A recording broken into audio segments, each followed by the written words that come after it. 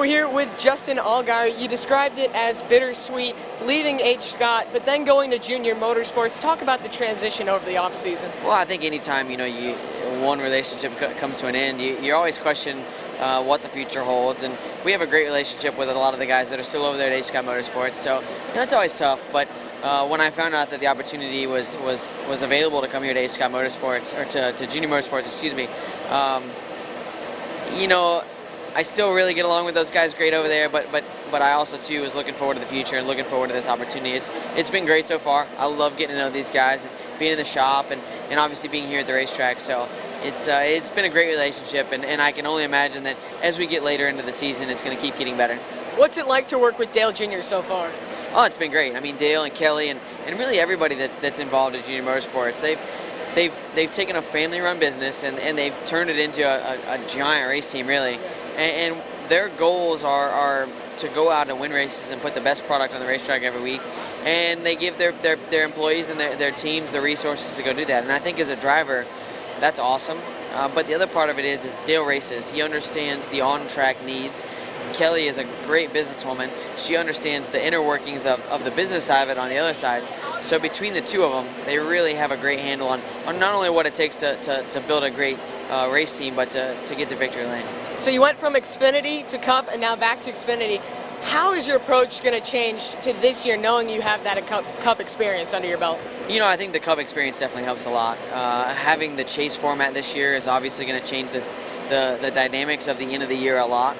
I think most importantly, though, getting back into a competitive car, I'm going to have to relearn some of the way that you race other competitors and some of the ways that you do things. So, for me, it's going to be all about understanding these cars, how to make them go fast, getting a great relationship with my crew chief, Jason Burdett, and obviously putting it all on the table. We got a great looking brand professional agriculture Chevy. We want to make sure that we get it in victory lane a few times this year.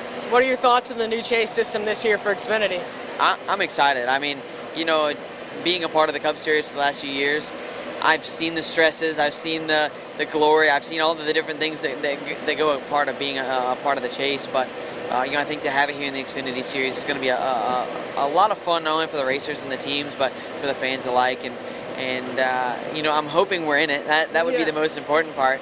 But I think that it really opens it up to where the first half of the year you can really be aggressive. You can go out and make changes and try things that you maybe normally wouldn't have been able to do with the old system. So I think, especially for a guy like myself, new crew chief, new team, it makes it that much better.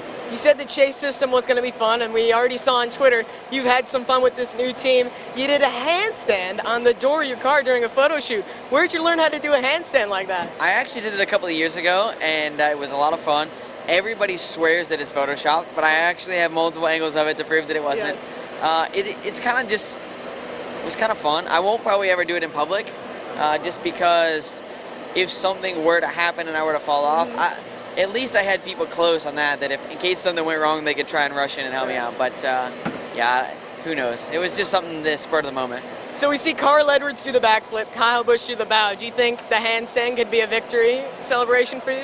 I don't know if it will be or not, but never say never, right? I got to get back into victory lane to be able to figure out if I'm going to try it or not, but we'll see what happens. Along from switching from a new team, we saw you went on a mission trip in Jamaica. What was it like going on a mission trip there? Well, I've been fortunate enough now to go on a couple of different mission trips, and I hadn't been to Jamaica on a mission trip, so that was really cool. It was a short trip. We were only there for 3 days, but we built a young girl a house and got to work in the community and hang out with some of the locals there and just kind of just feed into their community. We have a great opportunity to do what we love to do here in the United States, and not that there isn't need or want here in the United States, but when you're able to travel down there and help out those that are in need and really just kind of be a part of their lives and to be able to help, it was a lot of fun and definitely a trip that every year we make a couple of different trips, and that'll be one of them that hopefully we get to make again. And we saw some of the last few days of the off season. You went to Disney World with your family. What was it like to kick back and relax before we go racing again? Well, it's always nice to really just kind of relax and to spend time with family. I mean, our racing season is super busy, so to have that little bit of extra time with our family was awesome. Disney is great. I mean, obviously, if you have kids, it's super awesome.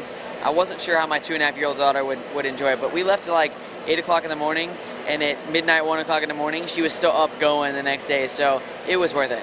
All right, thank you, Justin, for taking the time. For more videos from the Checkered Flag Crew, make sure to visit checkeredflagcrew.com.